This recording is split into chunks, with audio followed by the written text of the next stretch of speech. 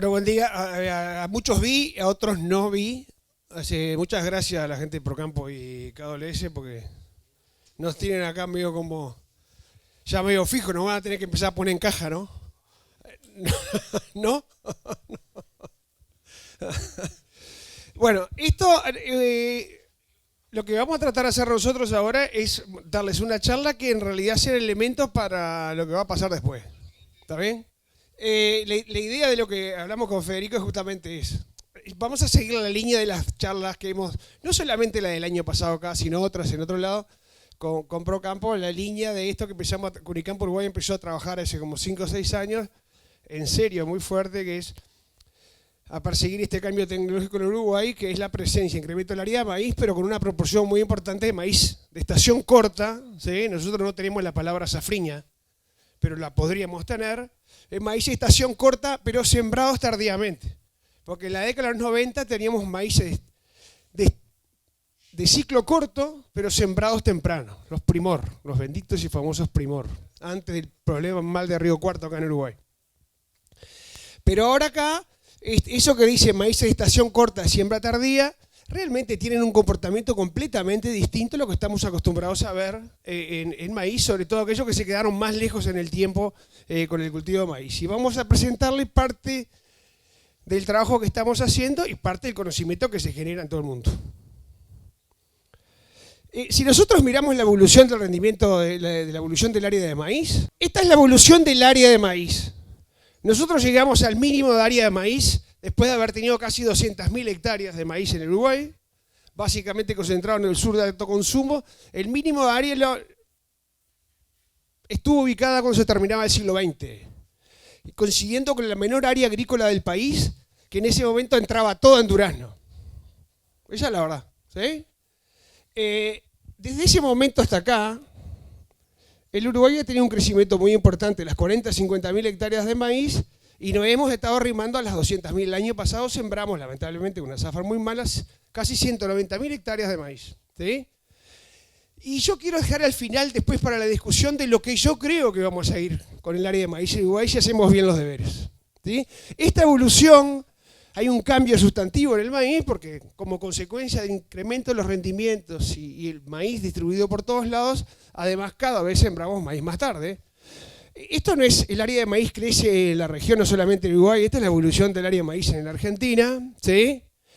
Y así como crece el área de maíz en la región, y Uruguay no es una cosa rara, en realidad, si miramos, esta es la información argentina reciente, es una tesis de doctorado de Vitantonio, es la evolución de la proporción de maíz sembrado tardíamente, ¿sí? No solamente de segunda, sembrado tardíamente, que involucra los maíces de segunda y los maíces de primera que se siembran tarde. Los últimos datos que tenemos, que uno puede tomar como referencia para Argentina, no es de la zafra pasada, sino de la anterior, la 21-22, dos tercios del área de maíz argentino sembrado tarde. Algo muy parecido a lo que pasa con Brasil. La mayoría del maíz brasilero es safriña, lo mismo pasa con Paraguay. ¿Dónde estamos ubicados nosotros? Exactamente en el mismo lugar. Esta es la evolución, esto está hecho con la formación, tomando la base de información de IDEA, ¿no? ¿Sí?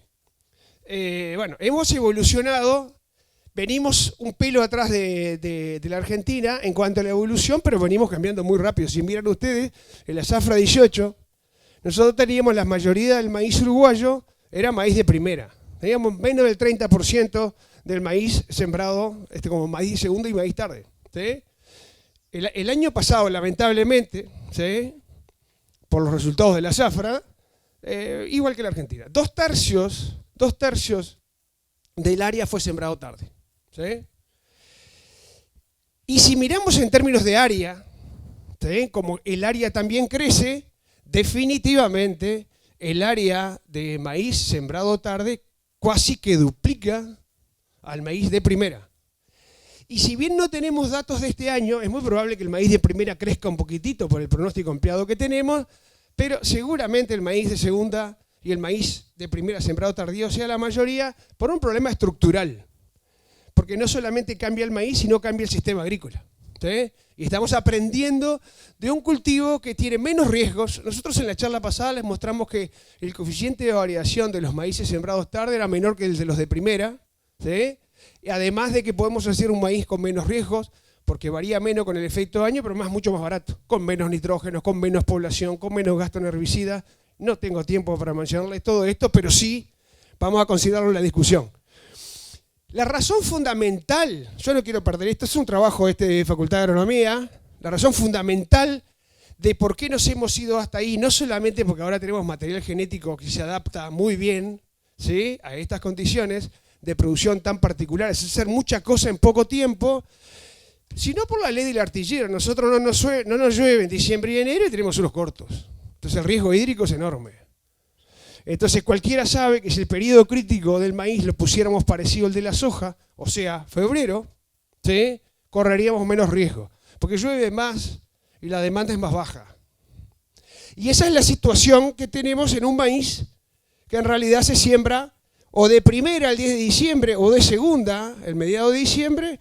El periodo crítico está ubicado ahí. El grueso del periodo crítico es febrero. A diferencia de lo que ocurre con los maíces de primera que comienzan en diciembre.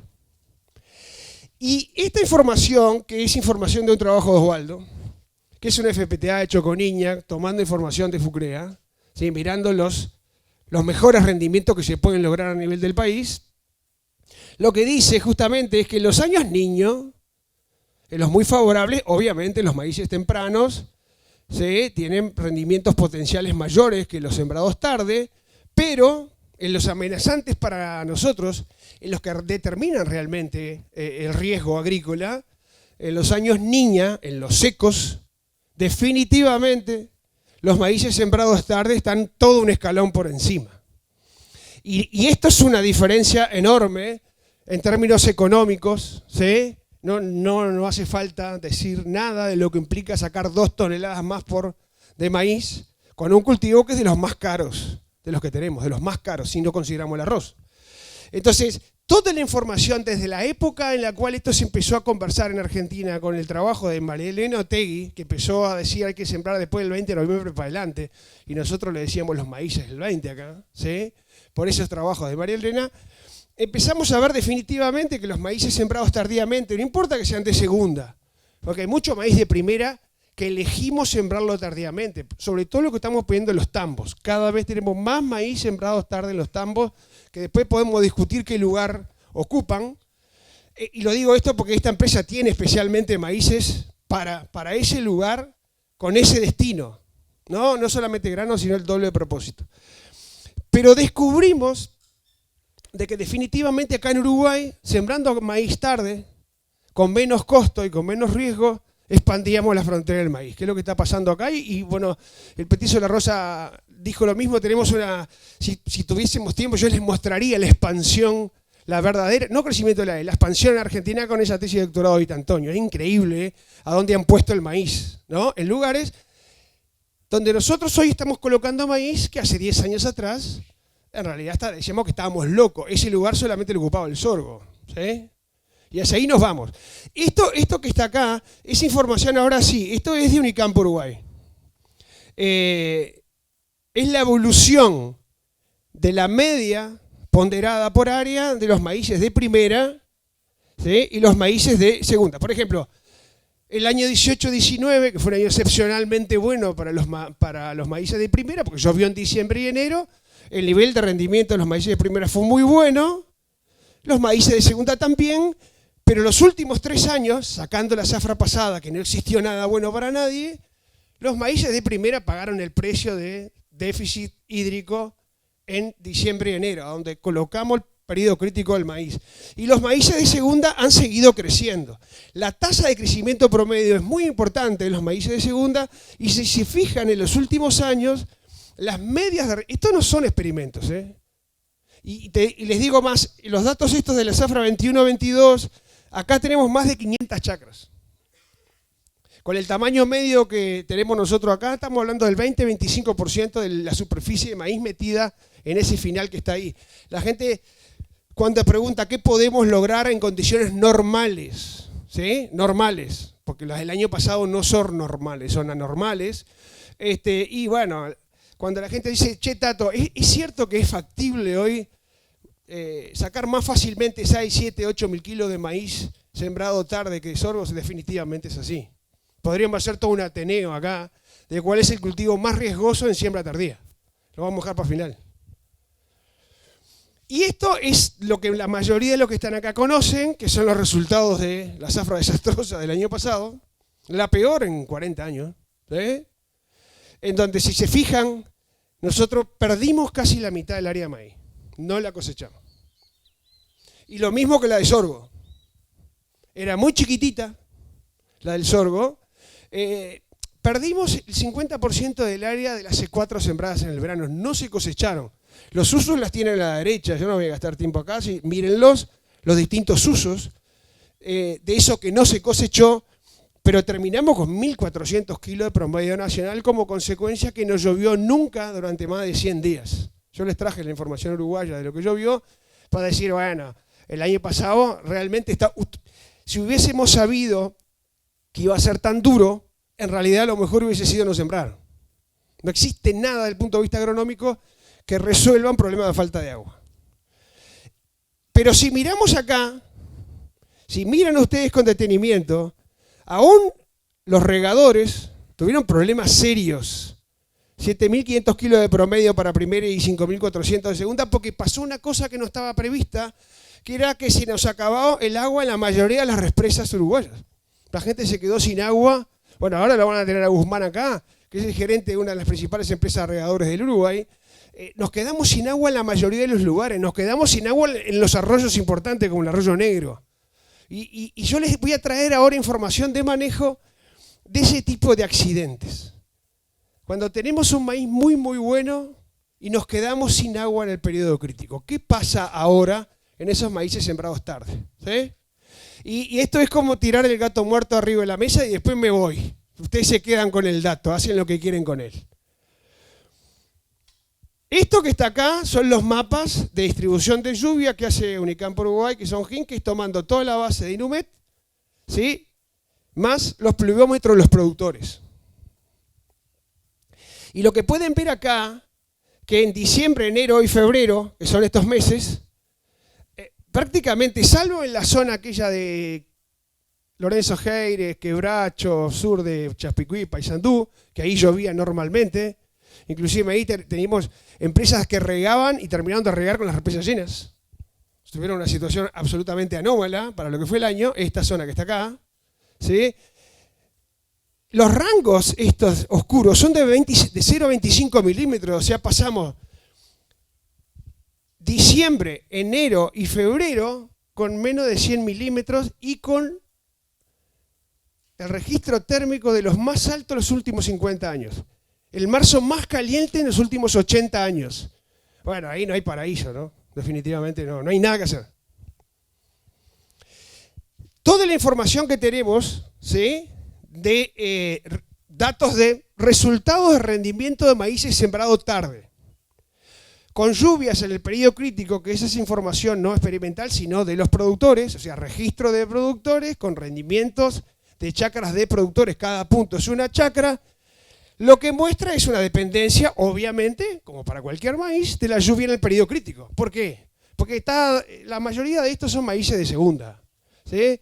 Y estos maíces de segunda vienen con poca reserva de agua en el suelo porque vienen de cultivos de invierno. O sea, pasarán enero, pero si no llueve en febrero no hay chance, ¿sí?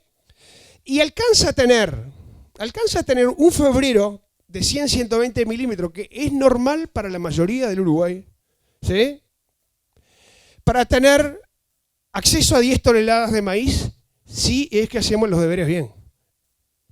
Y acá en Uruguay está lleno de casos en los cuales la gente riega y saca rendimiento bajo, o sea, no alcanza con el agua, ¿sí? Pero en nuestra condición, si pasa que llueve muy poco, bueno, si llueve muy poco, en febrero estamos colocando el periodo crítico ahí, está todo bárbaro, pero son cultivos de verano, ¿sí? Aún los cultivos de invierno que estamos cosechando ahora demuestran una respuesta al agua increíble, ¿sí? ¿Por qué no lo haría el maíz? Bueno, el año pasado estuvimos ubicados ahí. De verdad, todo el Uruguay agrícola estuvo ubicado ahí. no había posibilidad de tener rendimientos mucho mayores a los que tuvimos. Entonces, los maíces de estación corta, sembrados tardíamente, en realidad hay una cantidad de cambios que tenemos que tener en cuenta para que las cosas no sean accidentales. No ocurren las cosas, hago esto y ocurre por accidente esto otro. ¿Sí? Si no recordamos esto, porque no les voy a mostrar nada que no sepan, seguramente algunas de las medidas de manejo no tengan sustento, ¿sí? No tengan base, no tengan fundamento, que es lo que nosotros queremos que ustedes aprendan. No porque pensamos que tienen que hacer lo que nosotros decimos, sino porque incorporen conocimiento y colaboren con los cambios. Los maíces de estación corta, sembrados en diciembre, se acorta el periodo de crecimiento hasta floración. Definitivamente llegan mucho más rápido. La tasa de crecimiento durante el periodo crítico es sustantivamente superior. Se alarga el llenado de grano y se reduce la tasa, porque enfrentamos el llenado de grano a temperaturas más bajas. El potencial es inferior. No hablamos de potencial, pero es inferior a lo que está sembrado antes por un problema de coeficiente fototermal y radiación y temperatura en el llenado de los granos. Pero con mucho menos nitrógeno se puede lograr lo mismo. Porque la demanda es un poquitito más baja, pero sobre todo porque el suelo aporta muchísimo más. Yo al final de las transparencias les voy a mostrar dos de las dos cosas que creo que tenemos que cambiar en Uruguay, que estamos haciendo un manejo del nitrógeno muy pobre y tenemos mucho para caminar por ese lado. Y estos cultivos precisan eso, porque si los enfrentamos a un exceso de nitrógeno y si nos quedamos sin agua, el porrazo es importante, ¿sí? La piña es más grande. Con menos nitrógeno se puede lograr lo mismo, con menos plantas se logra lo mismo, ¿sí? Y el cultivar pasa a jugar un papel fundamental. No todos los cultivares se adaptan, no solamente porque no sean Biptera 3 o porque tengan mal comportamiento sanitario. Hay material genético, hay híbridos que no se adaptan a esas condiciones. O sea que es clave elegir, no solamente que siembren lo que les venden. Si hay material nuevo, es fácil usarlo y recomendarlo, ¿no? Por eso nosotros empezamos este programa, que el primer año fue en el 21-22, que Procampo y KWS se metieron fuerte con el programa y hoy tenemos la mayoría de las empresas metidas adentro, ¿sí? ¿Qué es eso? A nosotros nos preguntaban los clientes y los productores todo el tiempo, che, ¿cuáles son los híbridos más adaptados para sembrar tarde? Cada vez tenemos más áreas sembradas tarde, ¿no? Nos ponían, nosotros no vendemos nada, absolutamente nada, entonces como equipo funcionamos como soporte de nuestra clientela, que mayormente son agrónomos, más de 100 agrónomos, ¿sí? Entonces empezamos con este programa, invitamos a varias empresas, che, ¿qué tal si empezamos con un programa de evaluación en serio de híbridos candidatos? No solamente del potencial, y no de la sanidad o si es Biptera 3, de las otras cosas, de los otros atributos. Y entonces tener información como para poder elegir, pero sobre todo después manejar correctamente. Y empezamos con ese programa de evaluación de híbridos candidatos de maíz para estación corta, que el año pasado les mostramos algunos resultados y ahora se los voy a refrescar. Y después les voy a mostrar algunas de las cosas que estamos viendo hasta ahora. Como decía la Rosa, los atributos que buscamos conocer. No se trata solamente de quién rinde más. Es el ejemplo de un cuadro de fútbol, que hay jugadores que no son para estar arriba, ¿sí? Definitivamente, esto es igual. Yo, en ese ambiente, ¿por qué voy a buscar el híbrido de máximo rendimiento del mercado si en realidad tiene una enorme cantidad de otros atributos favorables que son los que yo preciso para sembrar tarde? Ahora, decir eso está todo bárbaro, pero ahora hay que decir la verdad. La gente se excita con los híbridos que rinden mucho, esa es la verdad. Todos acá se excitan con los híbridos que rinden mucho. Y los vendedores usan eso. O sea que si vos tenés un híbrido que rinde, y además es bueno sanitariamente, mirá se ríe Felipe ya, ¿no? Es así. Lo difícil a veces es vender un híbrido que tiene una enorme cantidad de atributos favorables y no es el que rinde más. Entonces hay que enseñar. Hay que enseñar. Y hay que aprender, porque no alcanza con enseñar. Tienen que aprender. Si ustedes son gente que compra remedios que no precisan, son hipocondríacos. Y acá hay pila de hipocondríacos en la agricultura, que andan usando porquerías que no precisan, de verdad. Y esta es la reina del carnaval. Se recibe todos esos chimichurros que andan en la vuelta, pimba, el maíz. ¿no? Entonces, la idea es enseñar. Nosotros, además de la sanidad y la resistencia a insectos, que eso viene dado con el material, no lo vamos a cambiar, porque las empresas mandan a sus candidatos. Es como decir, che, mira, esta es una carrera de potranca, ¿tenés alguna candidata? Tengo. Ahí va. Nosotros vamos al desempeño productivo relativo, el relativo no absoluto, relativo, porque tenemos algunos materiales que sabemos que son muy buenos. Uno de ellos es el 7818, por ejemplo, ¿sí? Como testigo. Y queremos saber si en realidad eso que quiere hacer todo el mundo, que es bajar la población, tiene sustento, porque solamente va a ser factible si hay un nivel importante de plasticidad reproductiva, que va más allá de la prolificidad. Puede ser prolificidad y espiga flex. La composición del potencial, todo el resto que ya mencionó Federico, que yo no voy a meterme ahora, pero si quiere después los conversamos, porque hay diferencias muy grandes entre los materiales. Esto que está acá, rápido, les voy a mostrar, esa información. Ese trabajo, para el que le guste el maíz, búsquenlo porque está muy bueno, ¿eh? La tesis esta. Es un metaanálisis, agarró un número muy importante de experimentos de respuesta a la población para maíces de primera y maíces de segunda, y en realidad llegamos a la conclusión esta que más o menos sabemos, que tiene una base ecofisiológica muy importante, que si con mucho menos plantas, yo puedo hacer lo mismo, y llegar a rendimientos mucho más importantes en los maíces sembrados tardíamente que los tempranos. Y obviamente empiezan a haber diferencias, no es lo mismo si estoy en 12 toneladas que si estoy en 8 o 9, y de eso estamos aprendiendo, pero los híbridos se diferencian notablemente entre sí. Notablemente entre sí. Todo el mundo quiere, porque es como un eslogan, todo el mundo quiere 50.000 plantas, ¿o no? Pasamos de las 65-70 los maíces primera de secano a los 85-90 en los con riego, y ahora todo el mundo quiere 50.000 plantas. Quiero sembrar 50.000 plantas. Obviamente que tiene un objetivo muy sano atrás, que es con lo que vale la semilla de maíz, 50.000 plantas. Son bastante menos semillas, un montón de plata, pero lamentablemente hay híbridos que se adaptan a las 50.000 plantas, hay híbridos que no. Que dejan muchísimos kilos sobre el camino si pasás de 60 a 50. O sea, hay material genético que se adaptaría muy bien a las 50, pero hay definitivamente otros que no.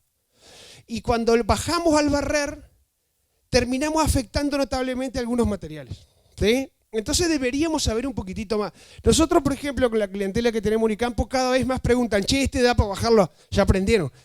¿Da para bajarlo 50 o no?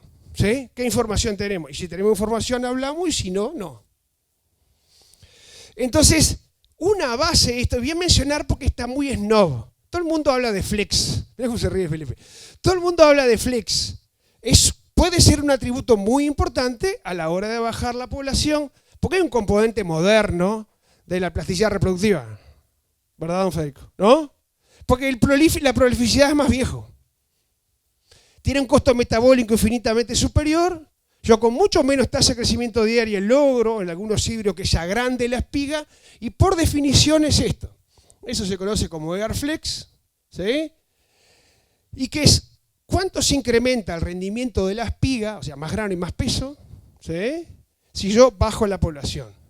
Cuando bajo la población, la tasa de crecimiento por planta se incrementa, entonces se puede agrandar el rendimiento de la espiga. La mayoría de la gente le encanta decir que los híbridos que tiene son flex. Yo lamento mucho decirle, eso es parte de estrategia de mercado. Mirá, el cabeza Silverman se ríe.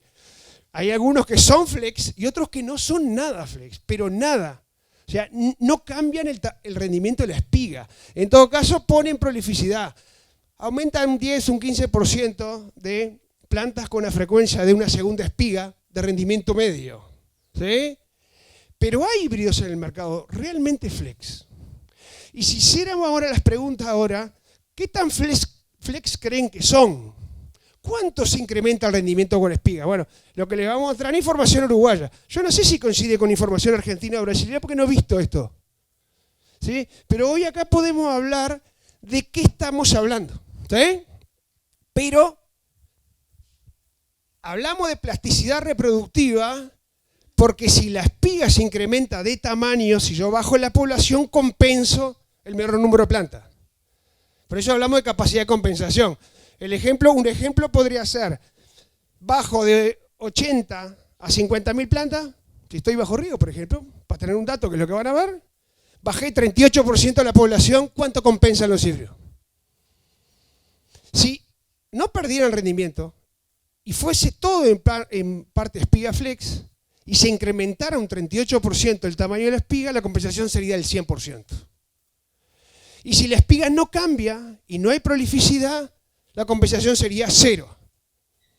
Bueno, acá hay híbridos en el mercado de plasticidad reproductiva 0.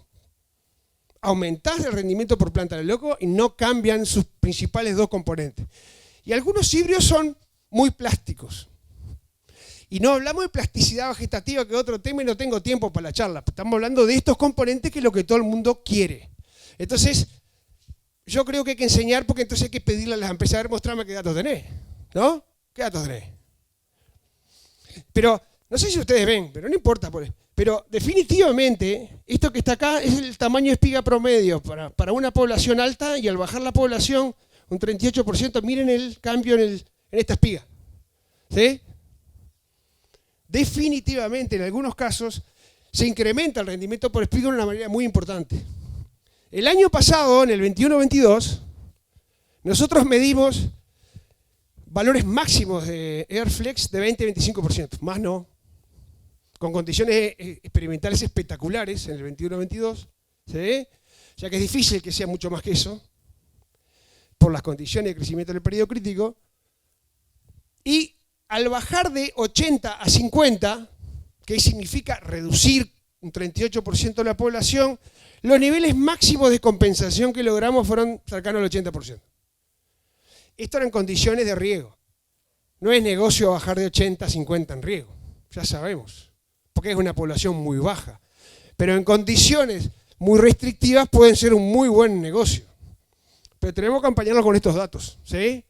Y hay algunas cosas que no quiero detenerme en esto, pero sí que estamos descubriendo y que en realidad estamos viendo para escribir un paper con esto, porque no hay ninguna referencia en el mundo sobre esto, de que la capacidad de compensación moderna de los híbridos basados en flex, ¿sí?, es un atributo del híbrido que no interacciona con el potencial. 0 relación.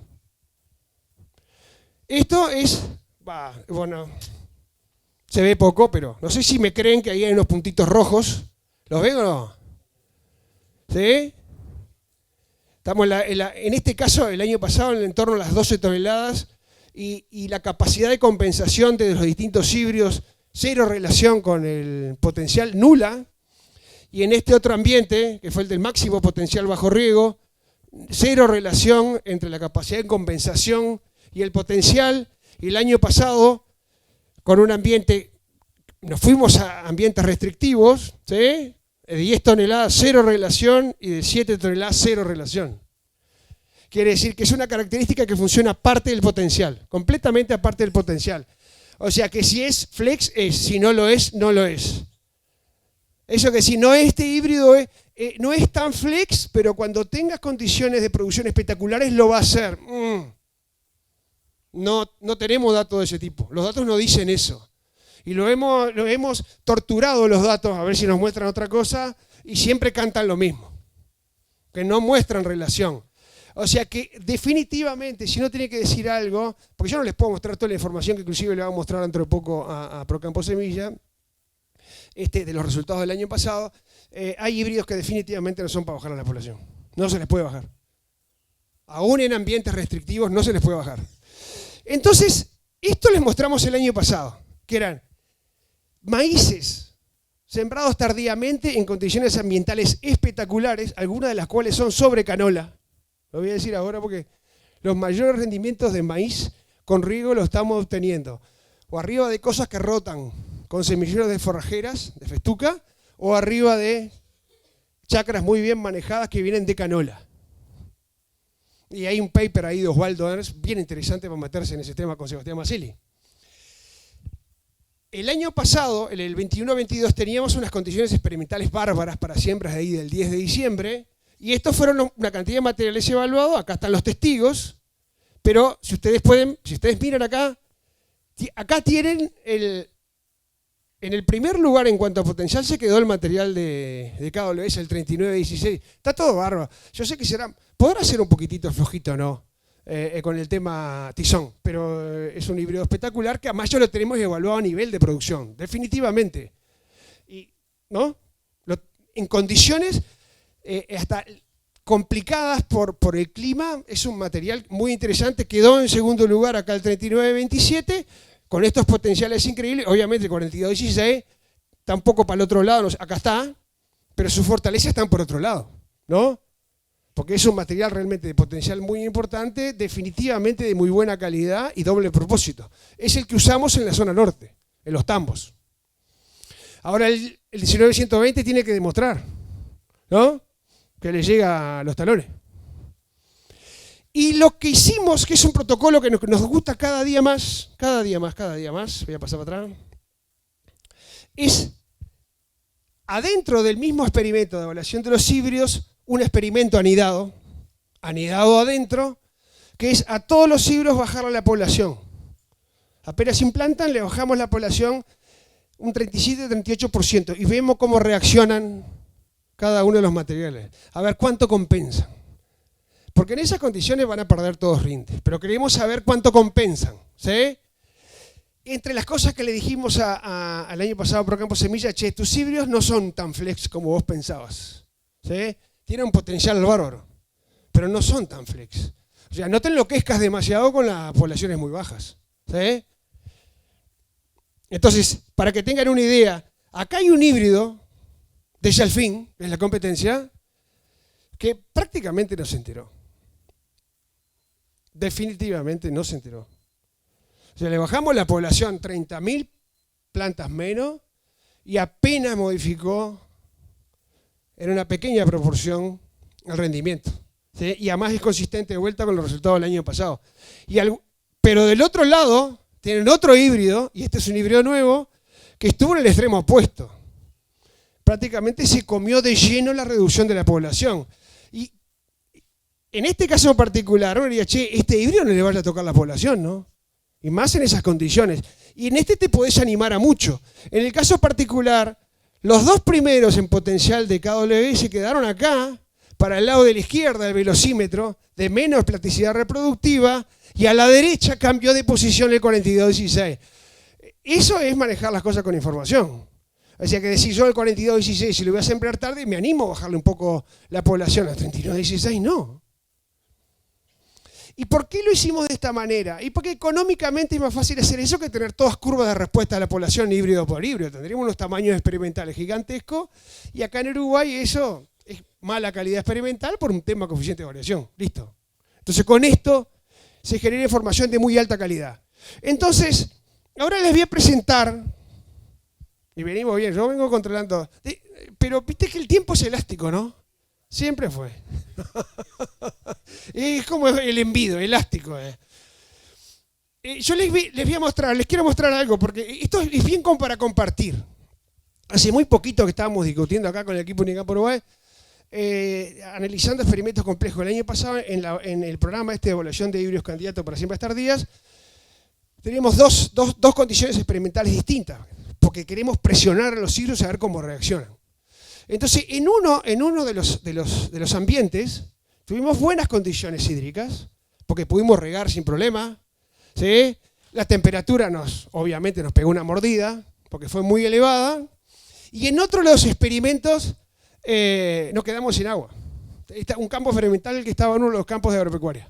Nos quedamos sin agua porque el arroyo negro se quedó sin agua. Entonces, y justo nos quedamos sin agua en el periodo crítico. Entonces, esto es un accidente, porque nadie va a planificar un experimento para hacer esto, ¿no? Que yo conozca, nadie va a hacer un experimento para simular una falla a ver qué pasa. Pero no estaría mal. Entonces, en este ambiente, ¿sí? Nosotros teníamos, esa es la curva de distribución de agua, de las precipitaciones y la oferta por agua de riego, que en ese momento la empresa medía mucho el agua porque se estaba quedando sin agua, ¿sí? Y estos maíces tenían acumulados 65 milímetros cuando estaban en BC, cuando estaban en R1 o R2, la oferta total era de 320 milímetros. Poquita agua, ¿no? Bien típico el año pasado, poquita agua. Pero para un maíz de segunda, de 8, 9, 10 mil kilos, 300, 350 milímetros puede dar, porque restaba todavía llenado de grano. ¿sí? En términos de balance aparente, ¿sí? Nosotros lo que tuvimos es una demanda relativamente baja como consecuencia de ese tipo de maíces y cubrimos el 75% de la demanda en términos de balance aparente, ¿sí? Esto es para compararlo contra el otro experimento, el que nos quedamos sin agua, este que le llamó Ambiente 1, porque debería haber sido el mejor. Y acá teníamos menos agua y la demanda fue superior por un problema de lo que estaba pasando con las temperaturas, sustantivamente superior, y nosotros teníamos, perdón, voy para atrás. Y teníamos una oferta mucho más baja, cubrimos nada más que el 50%. O sea, teníamos un maíz sembrado bien tarde, uno el 20 de diciembre y otro más tarde todavía, con dos condiciones hídricas completamente distintas. Un maíz bastante bien en agua, donde 75-80% de la demanda estaba cubierta, y en el otro, la mitad. Obviamente, en un caso y otro, los potenciales fueron bien distintos, ¿no? Definitivamente diferentes. Entonces, esto es un ejemplo de las cosas que pasan en la práctica. Este es un monitor procesado de un cliente que le pasó eso, pero no porque le tuviera agua, pues se le rompió el equipo. ¿Sí? Se le rompió el equipo. El maíz estaba entrando en el periodo crítico, definitivamente se le rompió el equipo y demoraron como 15 días en volver de vuelta a regar. Bueno, cuando te pasa eso, los que riegan acá saben que la liebre se te fue al diablo y sos un perro gordo, no la agarrás nunca más. ¿Sí? O sea, porque lo del año pasado no lo podemos poner arriba de la mesa, porque el año pasado fue un accidente de esos que pasan una vez cada 50 años. ¿Sí? Definitivamente. No hay registro de lo que pasó en Uruguay, registro moderno de lo que pasó en Uruguay. Solamente la seca del 40 y pico, que la mayoría de nosotros no estaba en la vuelta, ¿no? Pero esto sí, y esto es muy común, y más en Uruguay que tenemos una proporción bastante importante de pivot más de una posición, con riesgo suplementario. Es muy común que los equipos en el traslado se rompan, definitivamente.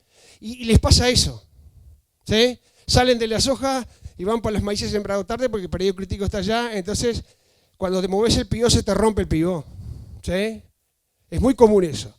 Entonces, este es un caso particular de un maíz, de una empresa que tiene rendimientos muy, muy importantes y que terminó con una media de 7 toneladas 700 en un maíz regado porque se quedó sin agua en el peor momento y los corners dieron 2.300 kilos. ¿Sí? Bien de una condición hídrica absolutamente estresante. La pregunta, que es lo que vamos a intentar contestar con esos datos. Si me pasa eso, ¿todos los híbridos son iguales? Podría pasarlo este año. Venimos entusiasmados con que está lloviendo y puede llover por encima de lo normal, aunque esta zona todavía no. ¿Sí? ¿Cuál es el miedo que le tenemos nosotros? Tener un maíz muy bueno y que no llueva en 15 o 20 días en el periodo crítico. Ese es el miedo que tenemos todos. ¿Por qué? Como tenemos suelo corto y son segundas, nosotros no vamos a tener el suelo recargado y somos 100% dependientes del agua de lluvia. 100%. Mucho más dependientes de lo que somos en Argentina. Entonces, lo único que no queremos es tener un maizal y que se corte el agua justo en el periodo crítico. Eso es el miedo y es la adversión al riesgo que tienen muchos productores que todavía no dan el paso para el maíz. Todos, algunos de los cuales tienen los libros viejos. Se salieron quemados con leche con el maíz y no quieren entrar a saltar la cuerda de vuelta. ¿Sí? Pues, la verdad. Y uno le mostras toda esta información, igual tienen miedo a eso. Bueno. Si tenemos un accidente de ese tipo, que es algo que comúnmente puede pasar acá en Uruguay, aún con riego, ¿todos los híbridos son iguales? No, no todos los híbridos son iguales. Y no es lo mismo armar un ambiente seco desde la base, ¿sí? Es bien distinto, que yo trabajo con poblaciones distintas, hago una enorme cantidad de cosas y espero 5 o 6 mil kilos y planifico para 5 o 6 mil kilos, cuando tengo una bomba que puede dar 10 o 12 y de golpe porrazo se queda sin agua y se cae de allá arriba. Si pudiéramos elegir un híbrido que rebote, estaría espectacular, pero ninguno rebota. Se hacen pomadas todos. Bueno, lo que descubrimos con estos datos, y hay bastante información vieja de que parte de la interacción genotipo por ambiente va por ese lado, es, créanme, que con los datos del año pasado, y no les vamos a mostrar el nombre de los híbridos, porque después los tienen que hablar con ellos. Verlos con ellos, a ver, mostrame que tenés, a ver, mostrame que tenés. ¿Sí? Entonces, esto que está acá, que no dice nombre, son la variación de rendimiento en el ambiente 2, que es con agua en el periodo crítico. ¿Sí? Esta variabilidad es consecuencia de la fuente de variación híbrido-población. ¿Sí? Si hubiesen rendido lo mismo al quedarse sin agua en el periodo crítico, que sería lo que van a ver acá en el eje Y, estarían todos en la línea igual X, que es esta.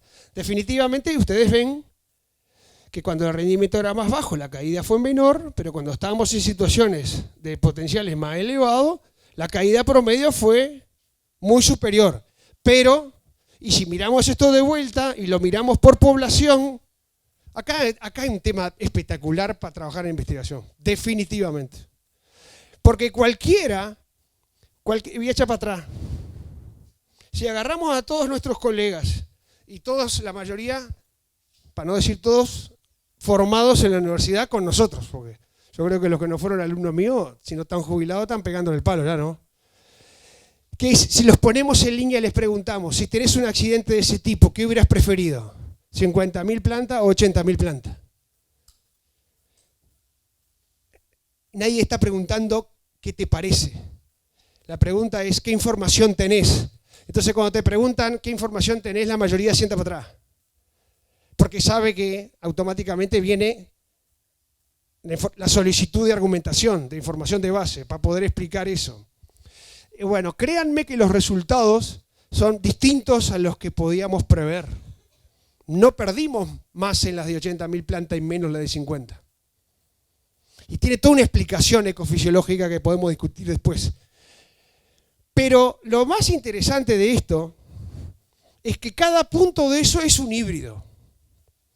Elegido por las empresas. Acá las empresas nos mandaron ellas qué híbridos calculaban que podían jugar tarde, ¿no?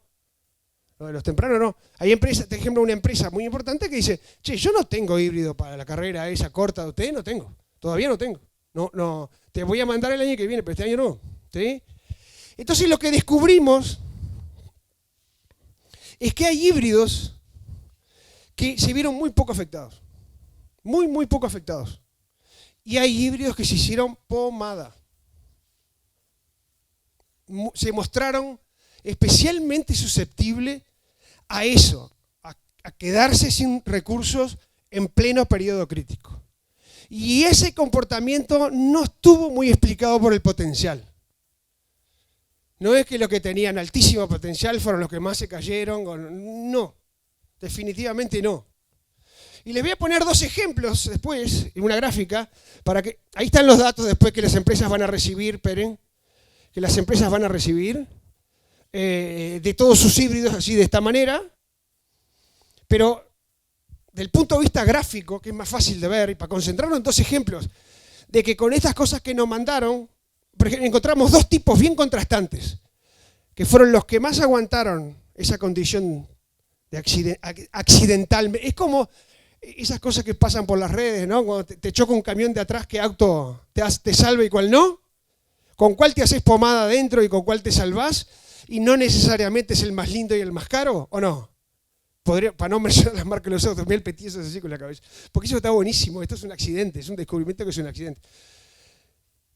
Y, por ejemplo, miren esto, nosotros encontramos que este híbrido en el ambiente de mayor rendimiento, cuando lo llevamos al ambiente pobre, el 1, a 8 plantas por metro cuadrado cayó, se enteró, pero se enteró muy poco. Y a 50.000 plantas directamente no hubo efecto. Pero el rendimiento siguió siendo mayor a 80.000 plantas. No cambió la relación. Eso que decir, no, si hubiese tenido 50.000 plantas hubiese terminado mejor. En esa condición, porque de haber construido, el potencial del maíz se construye temprano, ¿no? Y después se concreta. Nosotros en la etapa de construcción del maíz, veníamos bárbaros. Nuestro problema fue de la mitad del Senado, no, de la mitad del periodo crítico para adelante. ¿Sí? No teníamos problema de cuajado, teníamos otros problemas. Pero este otro híbrido, muy sensible. Muy sensible, muy sensible.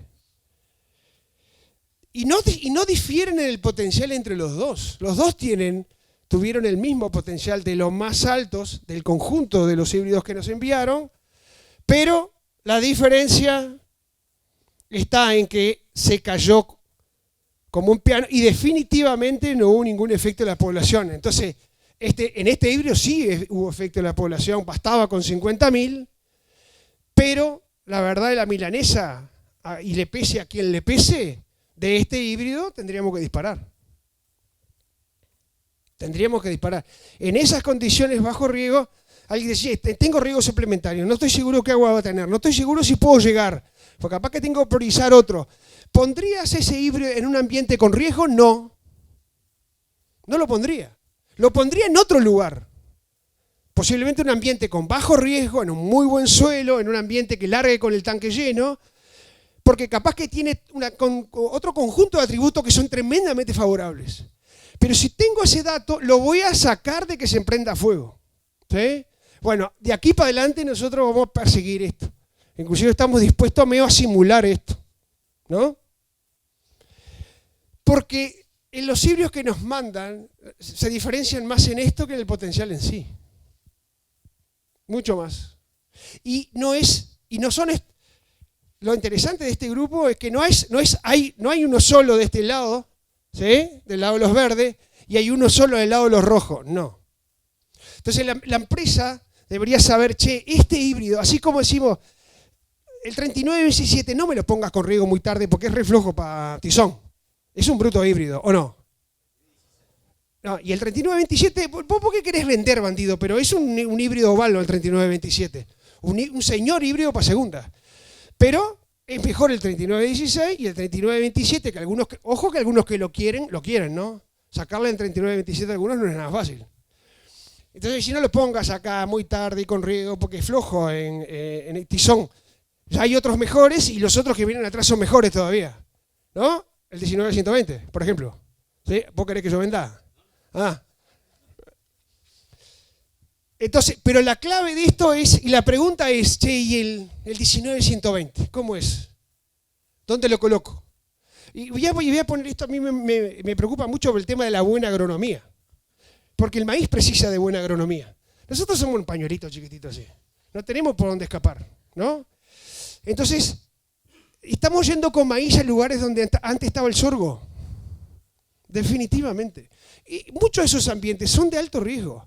Entonces, algunos de esos suelos son suelos, como dijo Federico, someros, como le dicen en Argentina, cortos, de fertilidad media, que algunos de ellos están afectados por la historia agrícola. No pongamos estos materiales rojos ahí. Los tenemos que traer acá para la colonia San Pedro. Entonces, y yo son 4 o 5 transparencias para terminar.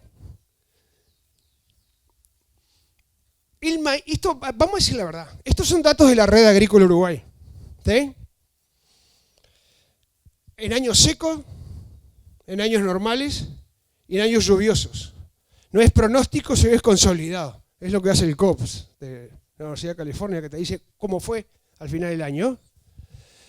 Y si miran ustedes, obviamente que los lluviosos, las siembras tempranas son buenísimas, y en los secos, en realidad, estas son mejores que estas, ¿sí? Estamos hablando a nivel de frontera, ¿no? Pero ¿cuál es el problema que tenemos nosotros? Los puntos rojos, eso. Hay una enorme variabilidad que está ahí, que no tiene que ver con la fecha de siembra, que no es fecha de siembra, y que tampoco es híbrido, ¿sí? Y que en realidad son este montón de puntos rojos que están ahí, que son accidentes y cosas mal hechas. Algunas, voy a poner un ejemplo, que es, hay gente que usa herbicidas en cultivo de trigo y cebada, o canola en el invierno, y después quiere hacer maíz. Alguien tiene que decir que no se puede hacer maíz. Si vos usas una sulfonilurea en el invierno, 90 días antes de la cosecha, no podés hacer maíz. Y si utilizás algunos herbicidas en canola, en las canolas que son CL, después no podés hacer cualquier maíz de segundo, ¿no? Hay gente que comete esos errores y después hace todo bien y saca 3-4 mil kilos. O, porque hay una onda ahora de herbicidas que van en posemergencia, cuídense con eso porque hay una cantidad de pérdidas silentes enormes. Hay herbicidas que no se pueden usar en posemergencia. Matan las malezas, pero hacen pomada del maíz. Está lleno de eso. Y los productores precisan de los agrónomos para eso, no para que los agrónomos lloren juntos, lo precisan para arreglar eso. Para eso precisamos a los agrónomos, ¿no? O sea, se supone que si fuéramos todos tipos recontra re sanos, precisaríamos médicos prevencionistas, pero lo que pasa es que no tenemos esa suerte, nos andamos enfermando continuamente. Bueno, con esto pasa lo mismo. Entonces, ¿cuál es uno de los principales problemas que tenemos acá en Uruguay?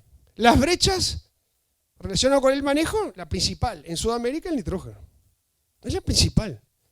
En Paraguay, en Brasil, en Uruguay, en Argentina, en Estados Unidos, ponele donde quiera. Usamos mucho nitrógeno en algunos lugares y mal, y en otros poco y mal. Pero cuando pasamos la línea, esto lo escribió Osvaldo hace 20 años. Y que decía, ¿cuántos kilos dejamos de concretar en promedio por manejar mal el nitrógeno? Básicamente por deficiencia.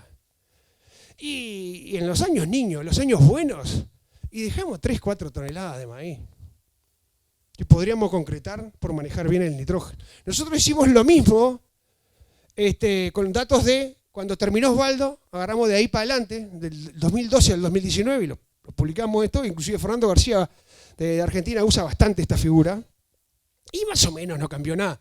Que si pasaron una cantidad de años, porque los datos de Osvaldo eran del 2008 al 2012, o el 2007 al 2012, nosotros agarramos el 12 al 19, y seguimos perdiendo. Sí, y eso que el maíz es la vedette, la que se lleva la mayoría de las cosas que el resto de los cultivos no se lleva. La gente está dispuesta a echarle cosas al maíz que no hace con los otros cultivos. ¿Sí? Y voy a decir una cosa acá. Y lo quiero decir ahora porque como se está embarrando la cancha, vamos a ayudar a que nadie quiera andar con las patas en el barro todo el tiempo, ¿no? Y además el día que yo no peleé es porque estoy liquidado, me tienen que decir que me vaya para mi casa, ¿no? Eso es un esquema súper teórico de cómo deberíamos manejar el nitrógeno en maíz. Parecido a lo que le hacemos en los cereales de invierno y en canola. Ella la siembra, cuando empieza la actividad reproductiva en B5, B6 y el encañado, ¿sí? Que a diferencia de los cereales de invierno, acá entra la actividad reproductiva y encañan, en los cereales de invierno eso no pasa, entra la actividad reproductiva y encañan 40 días después, ¿sí? Acá hacen las dos cosas juntas. Y después chequear, en B10 inicio el periodo crítico y más o menos cerca de la mitad del periodo crítico, ahí en B12. ¿Tenemos herramientas para hacer esto? Tenemos herramientas para hacer esto. ¿Cómo vamos a trabajar con una cuenta de almacenero, que es un balance que acá no anda ni para atrás porque tenemos unos solitos así, agregar nitrógeno al maíz en general y al sorgo en general con una cuenta de balance? Por eso puse esto que está acá. Nada recomendable en el siglo XXI manejar la fertilización nitrogenada en nuestras condiciones en base a balances. Así como hemos invertido años de nuestra vida trabajando en cereal de invierno para traer modelos complejos, sofisticados, para no hacer eso, acá está Verge por acá, no lo perdí, por algún lado anda Andrés, o estaba por ahí, ahí está Andrés, que hemos trabajado mucho y estamos todo el tiempo siempre a 22, 30, 33, no sé qué da lo más, y no es para enloquecernos con eso, es porque así se maneja el nitrógeno, cubriendo las necesidades a la medida que el cultivo va. El maíz es exactamente igual. Hay 20 años de trabajo Hernán Sáenz Rosas en Argentina y lo que dice nadie me da pelota. Y van por los balances, no andan los balances, los evaluamos, los probamos. Es un tiro al arco muy grosero, pero si vos esta noche va a tirar el medio del arco, la va a agarrar el golero todo el tiempo, ¿no? No, estamos pelados. Bueno, esto es igual. Nosotros tuvimos que crear una herramienta que ahora es la primera uruguaya que está en el Apple Store para carga de información agrícola, porque esto se está haciendo muy sofisticado. Y en las empresas que manejan bien el nitrógeno y maíz y riegan, todos quieren 15 y 6 mil kilos. Esa es la verdad. No conozco a ningún regador que no quiera 15 y 6 mil kilos. O a nadie que esté más o menos bien, ¿no? Y esto es un ejemplo. Esto no es un mapa de NDI, está hecho a partir de eso. Es conglomerados para muestreo preciso en hoja en B10, B12, con toda la información de la empresa y para cargar, y esto el objetivo no es que vean ahora, pero esta chacra, y lo voy a decir acá porque es una persona muy importante para Procampo Semilla, que es Daniel Rubio. Esta es una chacra de maíz de Daniel Rubio el año pasado de 15 toneladas. Que el año pasado nadie podía sacar eso. Él dice, me faltaron 30, 40 milímetros, pero en este pivot llegué. Y si le preguntan a Daniel, va a decir, ¿dónde creo que estuvo la diferencia? En lo que hicimos tarde. En lo que hicimos tarde. Cuando preguntamos en B10 cómo venía el maíz, no precisaba nitrógeno. Cuando estábamos llegando a B12, BT, cantó la necesidad de nitrógeno. Para ese potencial que ellos con Martín da Costa habían definido.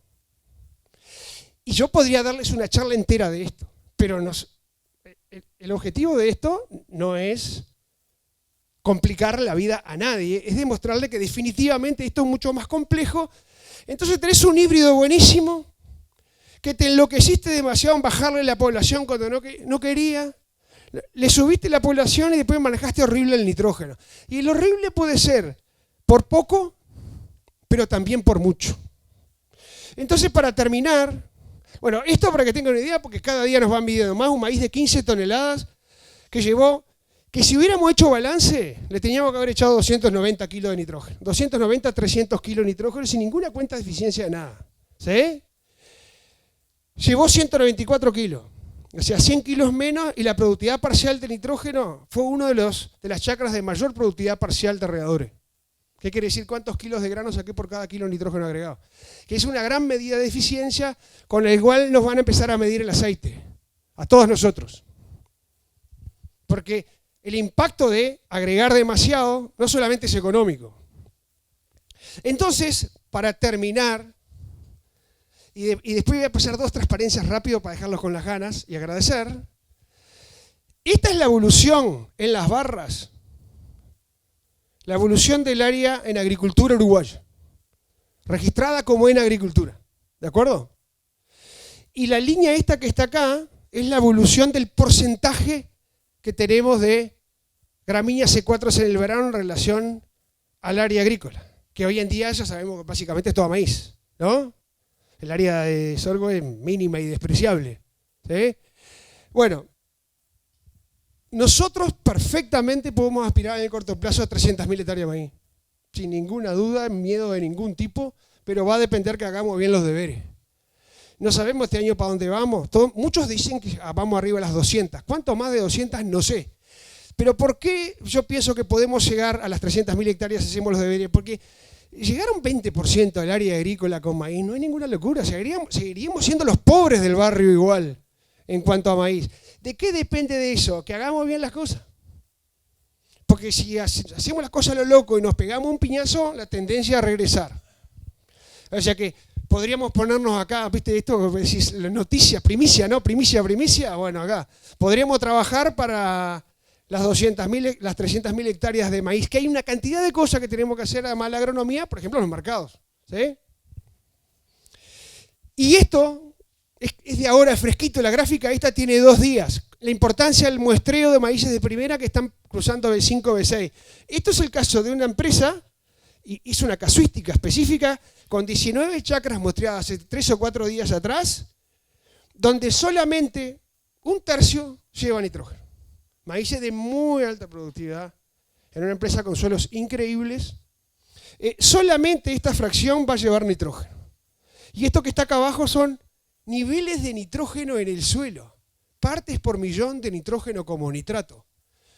El cambio de esta empresa es que históricamente fertilizaba sin analizar. Y es la primera vez que analiza.